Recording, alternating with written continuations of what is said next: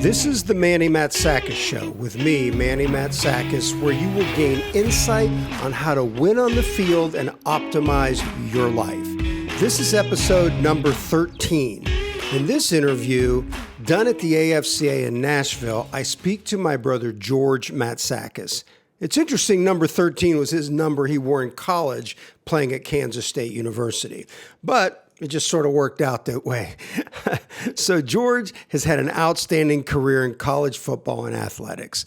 He started out, after he was done with his playing career, he started out in the Department of Video at Kansas State University, and then he transitioned into football operation. He's been very fortunate to be around some fantastic coaches that are Hall of Fame coaches, and he was part of the greatest turnaround in the history of college football in Manhattan, Kansas. Without further ado, let's hear how this interview can help you in operating your program, because I'll tell you, even though he's my brother, I learned a lot just asking the questions and just listening to his expertise. Hey, welcome, George. How's everything going? Good. Thank you for having me. Yeah, we're excited about it. And, the thing about George, other than being my brother, I've known him since the day he was born. Yeah. He's got a very interesting story, I think, in this, in coaching, the profession, all the people you've been involved with. And one of the things I would like to kick this off is give us how you got involved in athletics after you got done playing, because you were at Kansas State. Yes.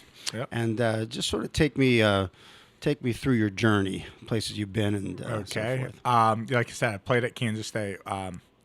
When I still had 1 year of eligibility per se, and so going into that last year, I was a backup punter, is what it is. Yeah. Like I said, our punter was Sean Snyder, All-American, so it wasn't like I was going to play, which I understood. He was better than I was, but I knew I wanted to get in college athletics, and I was fortunate enough at that time we had back then they call them administrative assistants. Now they're called director of football operations and whatever. And it was Shayan Zinger was who it was. And I got to know him since, you were a GA with him. Yes. You all knew each other. And he knew I wanted to get in athletics. And he was sort of looking for like a student assistant, someone to help him get and whatever. So I think he went in to Coach Snyder and said, hey, here's a guy who's on scholarship. We could probably get the scholarship back and still pay for his school to finish and all that. So, and my deal was that was great for me. I didn't have to go through winter conditioning, summer conditioning, and I was actually being part. So what they did was I started actually working out in video. Okay. Worked for Scott Eilert, that was back in 1992, and Scott's still the video coordinator there now. And so I was working with Scott doing video, and then when I wasn't doing video, I would help Shayan with football ops stuff. Now it's interesting as you say that as we go through this journey you had, but video then is not what it is now. No, it was VHS or SVHS tapes. You had to bring VCRs with you on the road. You had these big wooden boxes that you would put all the tapes, first and 10, second medium, second short, goal line, all the stuff that teams lose now that it's just right on your computer. We each had individual, even practice tape. Tuesday, middle drill. Thursday, 7 on, all these tapes. Yeah. And like one of my jobs when we would go on the road, we set stuff out, always have to set up Coach Snyder's suite with a TV, VCR, and bring this big black box with all the tapes. Yeah, they're basically cut-ups. The cut-ups, yeah. Cut-ups, but it was on videotape, yeah. Yeah, so I can remember, like, after practices and stuff, I'd come back to my office, and then sitting outside of my office was a stack of tapes that I was responsible to evaluate that night, before we went to staff meetings the next day. And then when you were done with your meetings with your players, I'd have to go to every position coach, collect them, and because we'd use them for the next day, or what we start doing there is we had weekly ones, like a certain color. Monday was green, Tuesday. So that way we didn't have to get it back that same day. And if the coach didn't get through it, he could keep it. And every Sunday to start the new week, we would go back and we had Yeah. Yep. It was, yes. a lot. I remember that. It was crazy. Yep.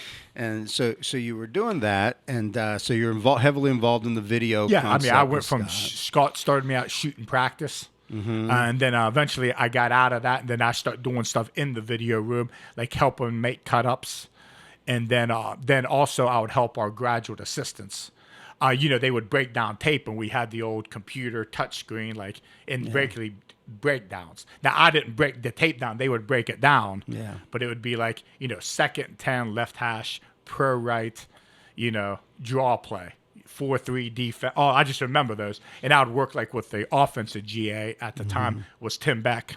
Okay. And then on the defensive side was actually Brent Venables. Was one of the defensive GA. So I knew. So they would come in and we would, order pizza, and they would watch the tape, and I would just be looking at the screen.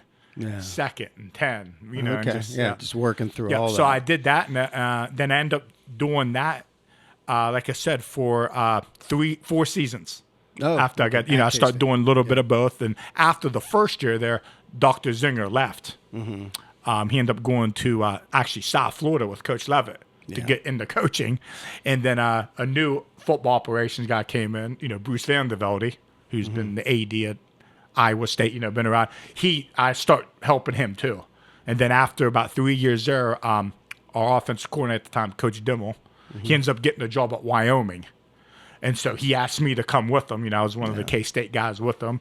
And I went to Wyoming, and as the video coordinator / football ops guy, because at that level, at that time, it was, that way he gave me both jobs so he could pay me a good salary, So, and I've known Coach Dimmel when I was getting recruited at Kansas State. He was a GA, and he picked me up at the airport as a GA, and I was with him from 1988 to 2002, Wyoming, and I went to Houston with him. And he's currently the head coach at Texas El Paso. Yeah, exactly. Yep. But so you go through that video, and then eventually you got out of video. Yes, I was doing both of them at the University of Wyoming, and then after our third season there, we were fortunate enough, Coach Dimmel, he ends up getting a job at the University of Houston, which was a step, perceptionally and financially, he had the thing. So when I got to Houston, he could pay me a very great salary as just the football operations guy. So that's what I did, the football operations only, and that's when I sort of got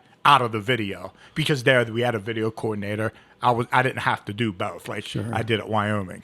So at Wyoming, some of the guys from Wyoming went to Houston on the staff. You had some interesting roommates. Yes, I did. I did. I lived with Mark Stoops. Yeah, the head coach at Kentucky. Yeah, we lived together at Wyoming for actually our first year at Wyoming, me and Coach Stoops, we actually lived in Coach Dimmel's basement. Oh, okay. So, and then after one season, our head coach, we lived with him.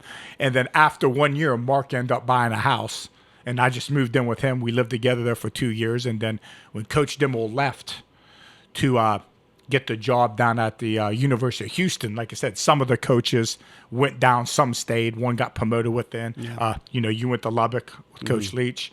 Everyone went their ways. So when we got to Houston, Mark bought a house again, and it worked out good because I paid him. He gave me cheap rent, but it helped with his mortgage at the time. It wasn't like he was making money like he was making now. And so I lived with him, and then we had another guy live with us who was our GA, DJ Elliott. He's currently the defense coordinator at the University of Kansas. And then we had Travis Pride, who was our receivers coach, who's currently a head high school coach in the state of Texas. Yeah. Okay. So you do this thing at Houston. Yes. And then you get an opportunity to sort of you were in that K-State family the whole time. Yes. And then a big time hire, ultimately maybe the best hire they've had at the University of Kansas, Mark Mangino. Yes. And so what happened was that Coach Mangino was at University of Oklahoma, and then he ends up taking the University of Kansas head football job, and I was at. And, I've told other people, and they know this. I was at Houston, and I loved living in Houston. It was great. And I've known Coach Dimmel is one of my closest people. Besides he was a very good friend of mine, I've known, like I said, I was with him from 1988 for 14 straight football seasons. Yeah. We were together. I was a player. He was a GA. He was a coach. He was the O-line. And then he took me to Wyoming. living in Houston at the time, it's what people's perception of Kansas football is now. It wasn't very good. No. I mean, besides Coach Mangino, Glenn Mason was the only coach to have some success there. So it wasn't like it was a slam dunk deal because Coach Dimmel was paying me pretty well. And it's never about the money. No. But, I'm single, but living in Houston, Texas, single, it's not a bad gig. And so it was up in our, and Mark just left to go to the University of Miami. Oh, with the Hurricanes. He was going to go Hurricanes. So he was leaving. So he was going to sell the house. But I could move downtown and get a condo with Travis and all that. And I was going to stay. I mean, I know people like Kansas, but I was like, and I was at Kansas State. So my perception of Kansas was, well, we beat them. I mean. Yeah, all the time. All the time. It wasn't even, once Coach got it rolling, I mean, it was very lopsided. But I remember I was talking to Mark, and, he's like, yeah, this and this. And then actually Coach Stoops, we were at some convention, I can't remember what it was. And he's like, what are you doing? I goes, hey, I know you know Dana real well. Coach Stoops? Bob. Oh, Bob, okay. And he's like, you got to go with Coach Mangino. I mean, it's the Big 12. You just got to do it. So, I mean, he sort of, yeah. So I said, all right, Coach. I mean, he sort of said, there's really not think. I'm just trying to help you. You need to jump to the Big 12. So I was fortunate enough. Coach Mangino, I knew him because he was, when I was at Kansas State, my last 2 years playing, he was a GA. That's right. Then he was the running back coach, recruiting coordinator, O-line. So I knew him from them. And it was, and he was one of I knew the K-State Coach Snyder way. So he hired me his ops position at the University of Kansas in December of 2001. 2001. Yeah. Right. And you stayed till how long? I was there with him for Coach Mangino from 2002 season through the 2009 season. And then when he was let go, they hired Coach Turner Gill. Mm-hmm. And I was fortunate enough Coach Gill kept me. Okay. So I worked for Coach Gill for the 2 years there. Mm-hmm. And then he was let go. And then they brought in Coach Weiss. Mm-hmm. And then Coach Weiss kept me. I was fortunate enough. I worked for Coach Weiss for a couple of years, and then he was let go. And then they hired David Beatty as the head coach there. And I knew David from before because he was on Coach Mangino's side. But during that time, how things turned around, they hired Dr. Zinger, Shane Zinger, who got me in the business as our AD. So he's the one that got me into administration. Okay. So I went and got into administration with him, still dealing with football, not the day-to-day stuff, but I would help Dr. Zinger. I figured this would be my opportunity to try the administrative side. Mm-hmm. So I did that for a couple of years, and then I sort of missed it and whatever. And then I got out of the administration, and I was fortunate enough, I got on at the University of North Texas as football operations there for Seth Luttrell, who I knew Seth because he played for Coach Stoops at OU. I remember that, but he was our GA, and then he was our recruiting coordinator at Kansas our first 3 years of Coach Mangino. So I've known Seth for a long time. So he had the opportunity there. He called me, and it's my way to get back in, and someone who I knew. Yeah. So Seth called me, and within about 2 weeks, we moved to Denton, Texas, and been there 2 seasons now. Yeah. Yeah. And it is. It's fascinating. And I think what a lot of, the people out there watching and listening to this podcast can really understand your path. But it's like you've been extremely loyal at a few different places to certain people. Yes. I mean, that has been your MO, where some people just jump around, and that's what they choose to do. And neither is correct. That's just been the way that you do it. Yes. And so you've made some really good friends, great relationships with people, and I think it has set you up as somebody that can do a lot of things to help a football program. And you also understand the administrative side. Yes, because you haven't been there, right? Yes, because I think most football coaches, head coaches, they don't see that side. A lot of them, I think, perceptionally is sometimes, I know the guy hired you and all that, but once there's a little rift, they think, oh, it's him against us. But it never is. I mean, I see what they think, and I think that's the thing. I am a good sounding board. It's like, hey, I know what they're thinking. Hey, coach, listen. Yeah. They're not, this is the reason they're doing this. It's not going to affect you. They're doing it because they got to see what's best for the athletic department. Like a quick example is like when they change the perception when it comes to like how they give out per diem and mileage in recruiting. Yeah. Well, they're worried about, I hate to say it, they're worried about all the other Olympic sports, all those other sports. Yeah. Okay. They put a policy in, but is football going to follow it? Yeah. Maybe, probably not. I mean, but as the AD, you need to do it because that's what's best for everyone. Gotcha. But just I see that side of it, and then like when it comes to hiring, coach, like I want to hire a guy, I want to bring him in tomorrow. They don't understand. It's like, listen, there's things that have to come up from the other side of campus. They got to do background checks. Mm-hmm. You got, most coaches like, I want to hire whatever. Done. And then you hear the story. Well, I remember so-and-so, they hired him in 2 days. No, you were an assistant coach. Yeah. You didn't know what was going on before. Believe me, they told someone to start the background check. Yeah. And every school is different the way they do things. Sure. So, yeah. And I think that's the thing I bring in. I think I see both sides of it. And I'm fortunate I know a lot of different people. And I ask a lot of questions, what they do at a lot of schools. Yeah. Oh, and it is interesting. And I know for a fact that you have gotten calls from guys I've worked with friends, like Leach will call you and say, hey, how'd they do this here?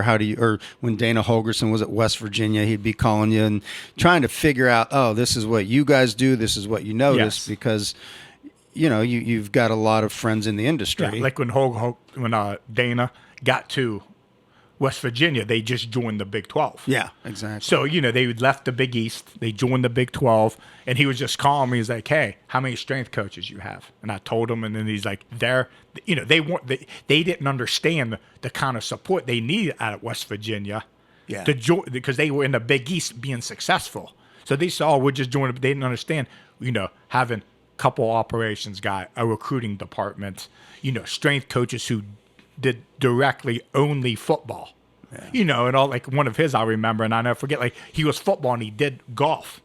One of his assistants. Oh, the strength coach at West Virginia. Oh, okay. They had a secondary sport, and then he's checking salaries out, and he's like, just they didn't understand at the time that hey, they just jumped to the Big 12, and Dana, he knew from a little bit from being at Tech and all this. So I know a lot of those guys who. When they ask things, and, Mark at the University of Kentucky, even though it's different SEC, but just certain things, he would be like, how many recruit, he'll call, and I think I get a lot of people call, just asking what did they do there? How do you do things there? Well, it's important because you're always trying to close the gap. Yes. And I can remember the first years when I was in Lubbock with Mike, and we were trying to figure out, okay, we're in this conference. He was only at Oklahoma one season, then he got the job, and he was like, okay, we got to figure out what Nebraska has, what Texas has. And then when we found that, we're like, oh boy, it's just not the same deal. So you had to find ways to be creative and to close the gap and pass some of them by, which we did, and I think that's sort of an MO, of somebody that can turn around a program. Yes. Which is important. And you were fortunate because your very first entry into the position, you were with the guy that had the greatest turnaround in the history of college football. No doubt. Best coach in college football. That's what people don't get. And he did it twice. I tell people.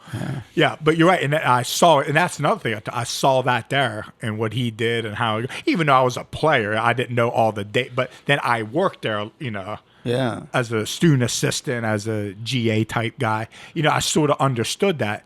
And then, like I said, when I first got there, I remember I was recruited by Coach Stan Parrish. That's right. And after 6 months there, they fired him after the fourth game of the season. Yeah. And then Coach Snyder comes in. And then from that point, losing 29 in a row, I remember my last game was the 1996 Cotton Bowl against Beagle was my last game. So I went from losing 29 to finally leaving to go to Cotton Bowl because Coach Dimmel gets the job that day to go to Wyoming. So I was there, and then I was fortunate. I went to Kansas, which boom, and we made the Orange Bowl. Yes, Kansas won the Orange Bowl.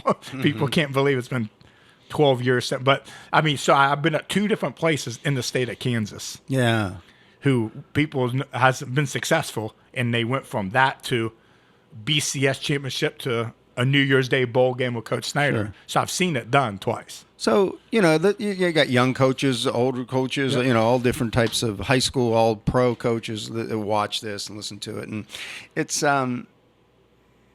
when, they think of Bill Snyder, and if you could just elaborate, because you've been around him so much and you knew his son really. Yes. You know Sean very well. Yeah. And, what is it about him that, in your estimation and a lot of people's estimation, it says the best coach in the history of college football? I think the thing about Coach Snyder is, I just think you heard of it, his attention to detail with everything from literally A to Z. I mean, from,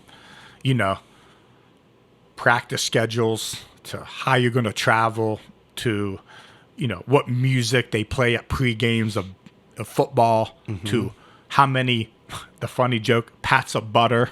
People heard that story on, doing the meal. Like he would only want 8 pats of butter. And if there was more than that, he would 8, because he didn't want kids, just everything he did. It was thought out, his attention to detail. And I really believe every decision, and I could be wrong. I mean, the feeling I get, every decision he made hard, he really thought it was the best for the program. Yeah. It may not have been the best for him, his assistant coaches, his players, but for the group, for the team, I think, even though I think players may not have liked it, I think some of the coaches I know sometimes didn't agree with it all. But I think every coach who didn't agree with it knew that Coach Snyder, he believed it was the best thing. So you did it. Yeah. I mean, and like I said, what he did there with players and like I said, I was there and nothing against Coach Parrott, whatever. We lost 29 in a row before I got there. I mean, my first year, we were 0-11. Yeah. We had 12,000 people against Colorado. We couldn't win again, and then Coach Snyder came in. In his first year, we went 1-10. We beat, actually, North Texas was the only team we beat on the last play of the game. But even though we went 1-10 his first year, we knew we were better. And then the next year, we won 5. The next year we won 7, and Coach, it's just like every decision, everything he did, he really thought it was the best for Kansas State football. I mean, everything, recruiting, everything he would want to know. It was like he knew about, I don't know if micromanage, because he knew everything about within the program. Sure. Yeah. And I think a lot of it was, that's the way, I hate to use the word, that's the way he might be wired. Because I know some people try to be like that, and if you're not that, you got to be who you are when you're a coach or a head coach. Yeah. And that's the way he was. And I think everyone knew that's the way he was, and they did it because it was the best for the program. And it certainly worked out 2 times. Yes. Which is interesting. And yes. So it's interesting, though, all that success, Hall of Fame coach, and then you obviously we both know Bob, Coach Stoops, and he's a Hall of Fame coach in every estimation. I mean, there's no doubt. Yeah. And but he's different. Yes. So when you see those two, and then you put in the triumvirate there, a guy like Mark Mangino. Yeah. I mean, how do you draw, okay, they both had, the influence from Coach Snyder. Yes. Obviously, Coach Stoops had some influence from Coach Spurrier. Yes. And what's different about those guys in and of themselves when you look at those 3 types of coaches? Well, I never per se worked for Coach Stoops, Bob, but I know him through Mark and I see him, all that. And I just think Coach Stoops is who he is. Yeah. I mean, I think he takes some, and I've read his book. He has a book out now. And I read and talk about, he talks about what you just said. Like, he takes some stuff from Hayden Fry. Yeah, that's right. Who, of course, Coach Snyder was, he took stuff from Coach Snyder, he took stuff from Coach Spurrier, but he was who he was. So maybe like Coach Snyder with, like the practice, the way the discipline part, maybe that part came, what Coach Stoops did. But like the stuff he learned from Coach Spurrier, being, I don't want to say loose, but having that little attitude, the success, the silent confidence, but that's who Coach Stoops is. Yeah. I mean, like I told people, I remember when Coach Stoops was at Kansas as the DB coach, till he came to the head coach at the University of Oklahoma and won a national championship. At least with me personally, like I remember being at a convention, and he won a national championship, and like, how everyone is like, wants to be there, talk to him. He's talking to every other head coach and this, and he knows who I am. And I remember I was with some other people, and I'm not going to stop and whatever. And like in front of like all these other people, it's like, George, come on. And like that's the kind of guy Coach Stoops is. Like, even though he's at the pinnacle, I mean, winning national titles, 10 Big Ten, 12 titles. Like, he remembered me, knew me, and I knew him. But it's like, even with all these other people, he like still, some people get to that level. And like, even now I see him. I was at the Kentucky Bowl game 2 years ago, and me and him were sitting on the 8th bus going to the game. Like, he's never sat on the 8th bus. So he's sitting there, and, it's just he never changed. And then, Coach Mangino, I'm not saying he was probably more of the side of Coach Snyder when it came to like, our preparation or his attention to detail, his hard, stern discipline. Okay. I mean, we had fun because, he worked for Coach Stoops at Oklahoma and showed you, but it wasn't to like what Oklahoma did, and it wasn't to the extreme, with Coach Snyder. So, he showed a little bit of both too. I think you grab some, but he worked for Coach Tressel, Coach Mangino.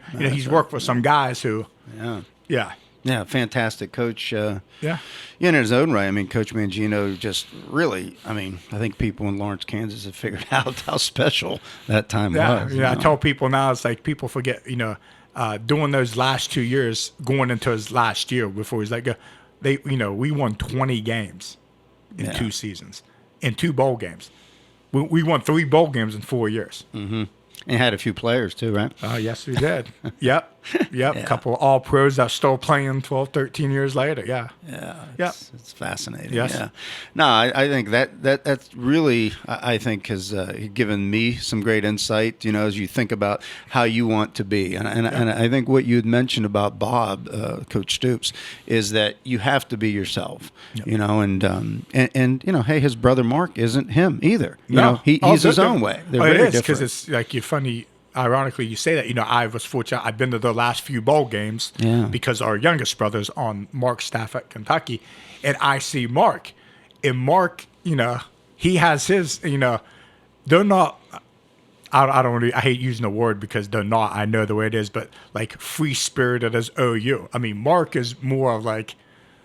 Everyone's different. Mark is Mark. I mean, they sit there, they're disciplined, they're tough-nosed. Yeah. I mean, just he runs because that's who Mark is. He's not trying to be like Bob. No, it wouldn't work. It wouldn't work because that's not his deal, so. No. Yeah, but, go back to it's fortunate enough, and I see it like, whatever, like, the old coaching tree, Coach Snyder, boom, boom. And I'm fortunate that now I work for, Coach Seth Luttrell. Yeah. That he played for Bob Stoops. Yeah, on a national championship team. His first coaching job was with Coach Mangino.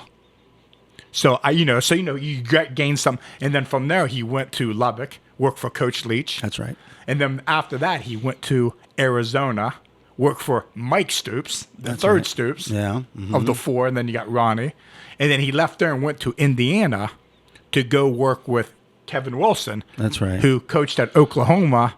For Bob. Yeah. So, it's all intertwined. And then what I learned was then when Seth left there, he went to North Carolina, really worked for Coach Larry Fedora, which he's not any of that Coach Snyder. So now when I came to North Texas, I see about 70% of things I see from, Coach Snyder, Coach Bob Stoops, all these different people, but some of the stuff we do, I'm looking, and then when I ask, and I think it's like, oh, that's what they did with Coach Fedora at North Carolina. So Seth, he, like everyone, he grabs something from everybody. Yeah, gravitates that way. Yeah. Yeah. If you were going to give some, knowledge and information out to young guys that want to get into the operations business, what's the best way to do it? I think the best way is right when you're finished playing, coaching, getting your degree, whatever, you got to start out at the bottom. I mean, it's a cliche, But I mean, people, you don't come in and like, how much am I going to make? Looking for a paid internship. I think you just go in and you start anywhere. And I tell people, so when they ask me, I mean, I remember going up on the lift and shooting middle drill. Yeah. Like for the first spring I was there. Mm-hmm. And then, I think you go in and you got it, especially in operations, because you deal with so much stuff. You go in, you volunteer and do things, from the ground up. I mean, I remember, running to Vista in Manhattan, Kansas, because Coach Snyder loved the chocolate malt. I used to take his Cadillac and give him a chocolate malt every Monday night and a personal pan pizza from the Pizza Hut off of Morrow Street. I mean, I was one of my, when I worked in video and worked for Shane and Bruce, Coach Snyder liked Snicker bars and microwave, all those things that, but it was Coach Snyder, but I drove his Cadillac. I got to take his car to go get those things. But you do whatever, or sometimes I'd have to go get laundry, whatever. For any coach, you just be around so they can trust you and they get to know you. And then once they trust you and know you, they start giving you more responsibilities. But I think the other biggest thing, and I tell the story, is I think if you want to get in college athletics in general, football or in general, is, and I also tell some, because we run into certain players that I think this guy could be a good coach. Mm-hmm. And I'm like, hey, you thinking about coaching or whatever? And in their mind, they're like, yeah, I am, but I'm finishing school, but I can get a job and nothing against at Enterprise. Right? Oh, sure. They hire a lot of student athletes. It's a great deal. It's a great company. I can go there, make X amount of money, this and this. And then after a couple of years, they call back. They want to come in and like, hey, how can I get in as a GA? I want to help, whatever. Well, they just got done making some little bit of money. Mm-hmm. Now to come back when you make nothing, it's tough. Yeah. So wait, when you're like, for me, like when I got done playing, I never forget. I was getting, back then it was a $300 stipend check for I lived in an apartment with Eric Wolford of South Carolina. Remember you, Dr. Zing? Remember we lived in a basement of this house. The roof was like 7 feet tall. I mean, that's where we lived in. I mean, and we paid $90 each in rent. Yeah. And we got $300, whatever. And I remember when I got done, Coach Snyder started working video with us, and then I forget my next check was like $525.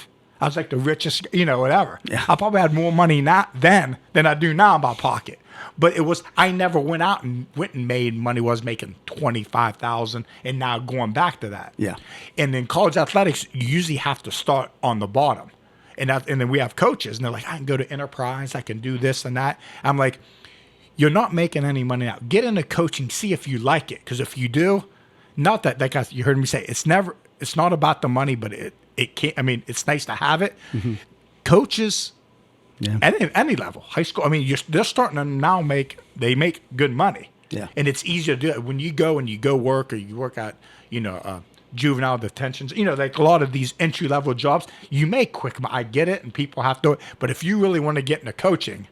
Because I know a lot of guys come back, like, man, I got I don't know if I could do this now. Well, you could have did it when you got done playing. Yeah. No, that's a great insight. And I think that, those are a lot of the reasons I had you on here for everybody to watch and listen to you talk and explain everything. And I think that will help us all as coaches win on the field.